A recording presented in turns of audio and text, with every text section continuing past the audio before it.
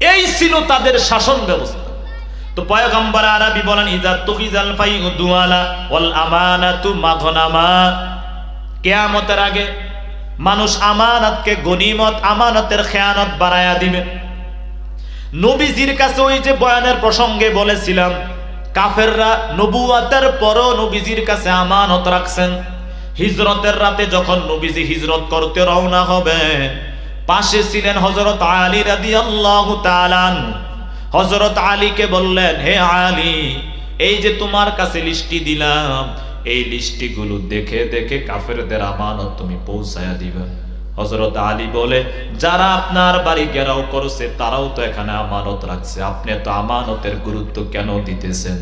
পয়গম্বর আরবি জবাব দিয়া বলেন, লা ঈমানা লিমান লা আমানাতা লা, যার কাছে আমানতদারিতা নাই তার কাছে ঈমান নাই।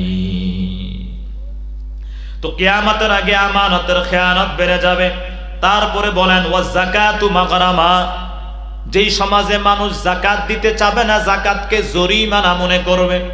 বর্তমানে আলহামদুলিল্লাহ মসজিদে দান করতে রাজি আছে, মাদ্রাসায় দান করতে রাজি আছে, কিন্তু হিসাব করে আমরা যাকাত দিতে চাই না। ঠিক নেই? যাকাতের বয়ানও আমরা শুনতে চাই না, বিরক্তি লাগে। রমজানের দ্বিতীয় এবং তৃতীয় জুমায় যখন যাকাত নিয়ে আমরা বয়ান করি সব ঘুমা। ওর এটা কোনো সুবহানাল্লাহর বয়ান হইল? কে দেওয়ানের কথা কইতেছে আল্লাহ, সোয়াবের কথা কইব যে 1 টাকা দিলে 70,000 সোয়াব, ইনা না কই হুজুরা কইতেছে কি? আমারে তো একজনে বলছে বয়ান শেষ হবে 15-এ, যেদিন যাকাতের বয়ান করছি মসজিদের একজন মুতাওয়াল্লি, ওই মসজিদে নাই, নাম কইলে সমস্যা নেই, মিডিয়া দেখলো সমস্যা নেই, চলে আইছে। কইতেছে 1টা 5-এ বলতেছে হুজুর কাজ আছে, বয়ান শেষ করেন। পরে খোঁজখবর নিয়ে দেখলাম জিন্দিগিতে যাকাত দেয়। এই কারণে হের কাছে কি লাগতেছে, এটা বিষ লাগতেছে, জ্বলতেছে। দানের কথা আমরা সবাই শুনতে রাজি আছি, যাকাত দিতে চাই না। তো ওয়াজ যাকাতু মাগরামা, কিয়ামতের আগে মানুষ যাকাতকে জরিমানা মনে করবে। পয়গম্বর আরবি বলেন, মান আতাহুল্লাহু মালান ফালাম ইউদ্দি যাকাতা, যাদেরকে আল্লাহ তাআলা সম্পদ দিবেন আর ওই সম্পদের যদি যাকাত না দেয়, সুজাআন আকরা, বিষাক্ত সাপ বানাইয়া আল্লাহ গলার পিছনে পেঁচাইয়া দিবেন। আর ওই সাপ জবান দ্বারা কথা বলবে আর বলবে, আনা কাংজুক ওয়া মালুক, আমি তোমার জমানো সম্পদ, আমি তোমার জমানো সম্পদ। এবার বুঝো জমানো সম্পদের কি ভিটামিন। কিয়ামতের ময়দানে 2 মুখা সাপ আপনাকে কামড়াবে যদি আপনি হিসাব করে যাকাত না দেন। বর্তমানে সবচেয়ে বেশি চ্যালেঞ্জিং বিষয় হলো ইসলামী হুকুমত যারা কায়েম করতে চায়, যুদ্ধ জিহাদ বলে না, সবচেয়ে বড় চ্যালেঞ্জিং বিষয় তা হলো ইসলামী অর্থনীতি রাষ্ট্রের ভিতরে প্রতিষ্ঠা করা। কেউ এটা চায় না, কারণ সুদের কথা বললে মানুষ লাখের ভিতরে, আপনাদের এলাকায় কত দেয় আমি জানি না, 10 না 5? 1 লাখে কত দেয়? এই যে লাখে 10 বা 15 বা 25 যার কাছ থেকে যেমন সুবিধা করে নিতে পারে। এই যে সুদে টাকা বাড়লো, ফালা ইয়ারবু ইনদাল্লাহ, আল্লাহ তাআলা বলেন না, আমার কাছে সুদের টাকা বিন্দু মাত্র বাড়ে নাই। যাকাতের ক্ষেত্রে আল্লাহ তাআলা বলেন ফাউলাইকা হুমুল মুদঈফুন, যদিও 1 লাখের ভিতরে যাকাতের টাকা যায় 2,500 টাকা, আল্লাহ তাআলা বলেন ওই 2,500 টাকা কমে না, আমি আল্লাহ ডাবল থেকে ডাবল বাড়ায়া দিব। এবার আপনার কাছে আমি প্রশ্ন রেখে দিলাম, আপনি কি সুদের কাছে যাবেন না যাকাতের কাছে আসবেন?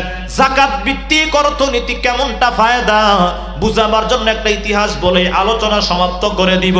ওমর ইবনুল আব্দুল আজিজের যুগে ইসলামী ইতিহাসে লেখা হয়, ওই সময় মানুষ যাকাতের টাকা বস্তা মাথায় নিয়ে ঘুরতো, যাকাত দেওয়ার মতো লোক খুঁজে পাওয়া যাইতো না।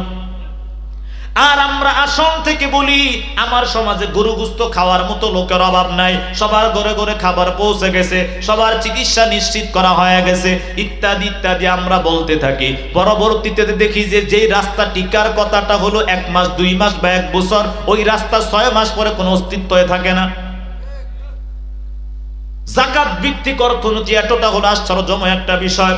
আর একটা বিষয় বলে শেষ করে দিই, ওয়াতুল্লিমা লিগাইরিদ্দিন, পয়গম্বর আরবি বলেন কিয়ামতের আগে ধর্মীয় বহির্ভূত শিক্ষা ব্যবস্থা সমাজের ভিতরে চালু হয়ে যাবে। বর্তমানে শিক্ষা ব্যবস্থার ভিতরে আপনারা যারা ছেলেদের সিলেবাস দেখেন না, আল্লাহর হস্তে সন্তানদেরকে দিয়ে দিয়েছেন স্কুলে, অথচ আমরাও যখন ক্লাস 1 to 5 পর্যন্ত পড়াশোনা করেছিলাম ওই সময় লেখা ছিল, কে ওই শোনালো মোরে আজানের ধ্বনি, মর্মে মর্মে সেই সুর বাজিল কি সুমধুর, আকুল হইল প্রাণ নাচিল দমনে, কি মধুর সেই আজানের ধ্বনি, বাজিছে দামামা বাদরে আমামা, শির উঁচু করি মুসলমান, দাওয়াত এসেছে নয়া জামানার, ভাঙা কিল্লায় উড়ে নিশান। এরকম কবিতা ছিল না? আর এখন ম্যাক্সিমাম এই যে পূর্বে শিক্ষামন্ত্রী যিনি ছিলেন বলে ফেলি নওফেল, সে বাংলাদেশে লেখাপড়া করে নাই, ভারতের হিন্দু স্কুলে লেখাপড়া করছে। তার কাছ থেকে আপনারা কি আশা করতে পারেন? আমার দেশের নিউজ। তো কিয়ামতের আগে এভাবে ধর্মীয় শিক্ষা ব্যবস্থার ভিতরে পরিবর্তন আসবে। এই কারণে হাফিজ হুজুর বলতেন, এই যে মাদ্রাসাগুলো আছে এগুলো হলো ইসলামের ক্যান্টনমেন্ট। এগুলো যদি না থাকে রে ভাই, বিরুদ্ধাচারণ করতে পারেন, পড়ালেখা হয় না, মোতামেম এটা করে, শিক্ষকরা এটা করে, ছাত্ররা এটা করে, বহুত কিছু বলতে পারবে। এই ছাত্ররা গুলো যখন রাত্রে বেলায় ওইটা ফজরের সময়, রাত্রি 3টার সময় যখন কোরআন তেলাওয়াত করে, আমার আপনার জীবনে সম্ভব হবেও না যে ঠান্ডার ভিতরে ওযু বানাইয়া কোরআন তেলাওয়াত করা।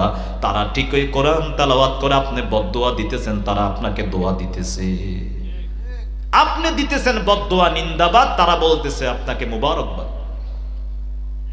এই কারণে বাদশাহ যুলকারনাইন তিনি চমৎকার একটি কথা বলেছেন, গোটা পৃথিবী শাসন করে আমি এটাই শিক্ষা নিছি যে আমার পূর্বের শাসকও খালি হাতে গেছে, আমিও খালি হাতে যাব। এই কারণে তার আশপাশের লোকদেরকে বলছেন, আমাকে দাফন দেওয়ার আগে গোটা শহরটাকে 2টা হাত বের করে ঘুরাইবা। আমি মানুষকে এটাই শিক্ষা দিতে চাই, দেখ আমার সব কিছু ছিল, আমি জালেম ছিলাম না, কিন্তু তারপরও আমার ঘর বাড়ি আমার সাথে কবরে যাইতেছে না, খালি হাতে যাইতেছে। পয়গম্বর আরবি বলেন, ইজা মাতাল ইনসান ইনকাতা আনহু আমালু, মানুষ যখন মারা যায় সাথে সাথে তার থেকে সব বিদায় হয়ে যায়, শুধুমাত্র কবরে 3টা জিনিসের সওয়াব যায়। এক হাদিসের ভিতরে, এক সদকাতুন জারিয়া, চলমান দান। দান করি আমরা অনেক জায়গায়, কিন্তু কোন দানের কোয়ালিটিটা কি এটা আমরা অনেকে জানি না। যেমন আপনি এমন জায়গায় ইনভেস্ট করলেন, ধরেন একটা মসজিদ, সেখানে আপনি বললেন যে আমি 1 টাইলস পরিমাণ বা 1 জায়নামাজ পরিমাণ আমি জায়গা দিলাম বা টাকা দিলাম, ওই জায়গায় যত মানুষ নামাজ পড়বে তত মানুষের সওয়াব আপনি কবরে পাবেন। এবার আসুন, মসজিদ থেকেও গুরুত্বপূর্ণ একটা মাদ্রাসার পিছনে, মাদ্রাসার ছাত্রের পিছনে ইনভেস্ট করা। কিভাবে? আপনি মসজিদ বানাইলেন, ধরেন মডেল মসজিদ, 500, 1000 বা 5000। ঘটনাক্রমে আপনি ইমাম নিয়োগ দিতে গিয়া আপনি এখানে দিলেন যাদের চাটুকারগিরি করার অভ্যাস আছে, কোরআন তেলাওয়াত অশুদ্ধ, আপনি তাদেরকে আপনি দায়িত্ব দিয়ে দিলেন। এখন আপনার মসজিদ অনেক উন্নত, টিভি চ্যানেলে আপনার মসজিদের জুমার বক্তব্য প্রচার করা হয়, ঘটনাক্রমে ইমামের তেলাওয়াত অশুদ্ধ, এই চাকচিক্যের কোনো ভ্যালু আছে? নেই। এই কারণে মসজিদ টাইলস করা যতটুকু না গুরুত্বপূর্ণ, তার থেকে বেশি গুরুত্বপূর্ণ একজন আলেম তৈরি করা। কারণ আলেমকে যদি আপনি আলেমের মতো তৈরি করতে পারেন, এক আলেমেই গোটা জাতির জাগরণ করতে পারো।